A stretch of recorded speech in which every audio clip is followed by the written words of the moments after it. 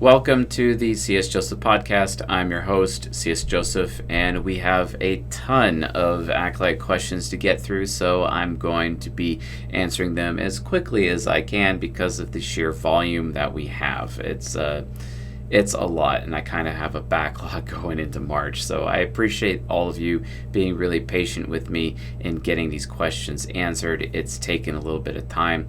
The last month and a half has been a roller coaster ride for me personally, but we're getting back into the swing of things. So plenty of content to do, plenty of it to get done. And but hey, if you want your questions answered with a video response here on the podcast or on YouTube, go to csjoseph.life/members and become a Journeyman member and then upgrade your account to Acolyte. If you are already a Journeyman member, go to csjoseph.life/portal and then click on the Acolyte section so you can upgrade your account from there. That being said, today's question: what skills can an INFP excel in learning or really benefit from? And I'll read the rest of the question. Hello, I'm an INFP that has really appreciated your advice and was wondering if you had any recommendations for hobbies and crafts that I can throw myself at. I'd like to try to make my free time more valuable. I developed the habit of reading, but I wonder what kinds of competitive or artistic skills I should improve on. Basically, as an NP, I highly recommend you actually start developing your SE trickster a little bit more by learning martial skills. This could be anything from tools, fixing a car, mechanics. If you know how to change your own oil, you probably should learn how to change your own oil for your car. I think any person who is a human male should actually know how to change their oil. Kind of reminds me of that time where my uncle forced me to go out to the shop because he was just so ashamed of the fact that I didn't know how to change my own oil. And he made me do it, and he taught me how to do it, and I've been doing it ever since, so no problem. So that being said, also like martial arts, it's pretty obvious, and I know a lot of very capable INFPs who are very good at martial arts, but the number one INFP martial art that I would recommend is actually capoeira. The reason why is because capoeira combines music, dancing, and martial arts all in one thing, so it has a lot of artistic expression while simultaneously also being a martial art for combat.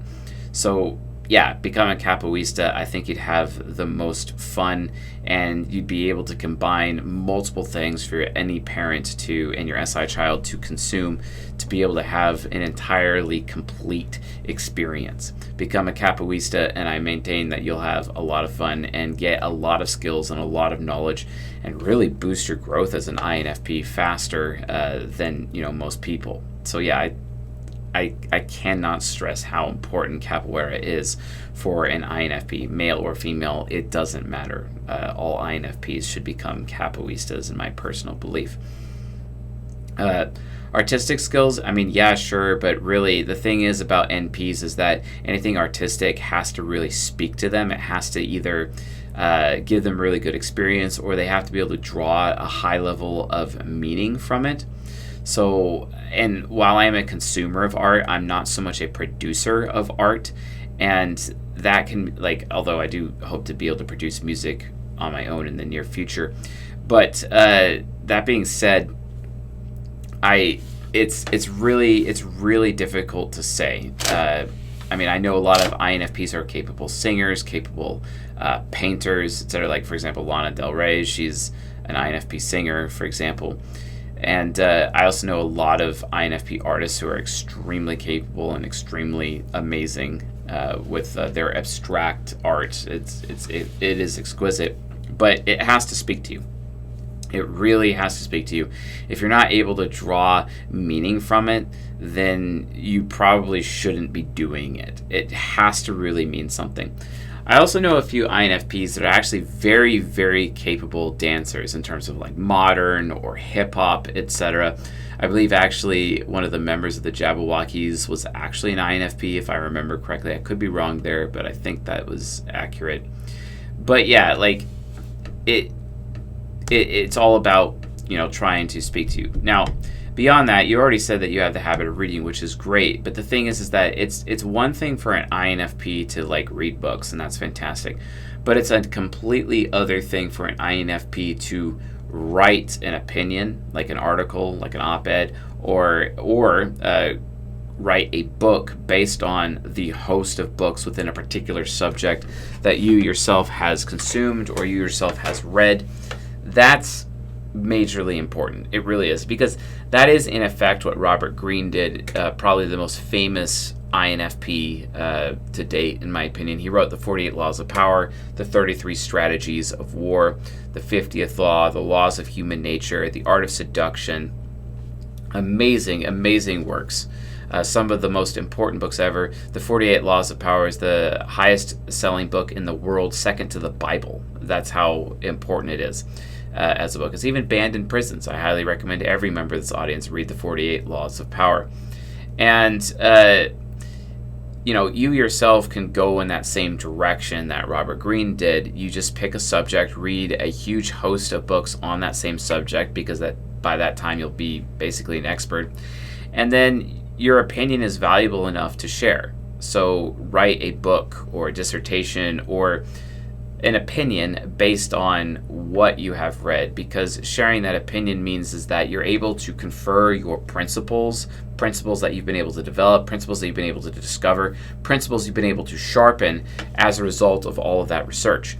And then in doing so, you're giving other people the opportunity, especially people like myself, to use those principles and have a better life. I mean, FE users, TI users really need that. And if you want to live in a world of dumb TI users or ineffective TI users, then yeah, don't write a book. And if you want TI users to continue to be harsh and critical, etc., without actually understanding ethics and without them actually being able to adopt principles, especially principles that you yourself craft for them, yeah, don't write a book. But if you want to do the opposite of that and accomplish all those things, definitely write a book. I mean, I've adopted so many of Robert Greene's principles throughout his books in my life, and it's made my life better, and it made me a better teacher, a better TI user. I verify more often. I'm just a better person overall. And that's the kind of gift that an INFP can give any TI user out there, any TI user that has the patience to be willing to read your book or read your article or read your opinion. You see what I'm saying? The key is just to make your opinion valuable at the outset. That's super mega important. That's really what it's all about. And I seriously maintain that you would be able to do it. And if you actually think about it, writing and composition is in of its own right a form of art, right? So it's not that, like, you may not be a capable singer, a capable painter, but being a very capable writer is just as important. And there are a few INFPs out there who are amazing fiction writers as well as non-fiction writers. Why not apply yourself in that area? I mean, it would make a lot of sense. You know what I'm saying? Like, there's a huge opportunity there. So why not do it? I mean, come on, NI Critic, why not do it? It's like, it's so funny listening to NI Critic, and it's like, well, why should I do it? Like, why do I want this? Like, well, the real question you should be asking NI Critic is, why don't you want it? That's the real question, right? And that's how INFPs can help get over their own NI Critic as well, so. But yeah, I think that pretty much answers this question. So anyway, folks, thanks for watching, and I'll see you guys tonight.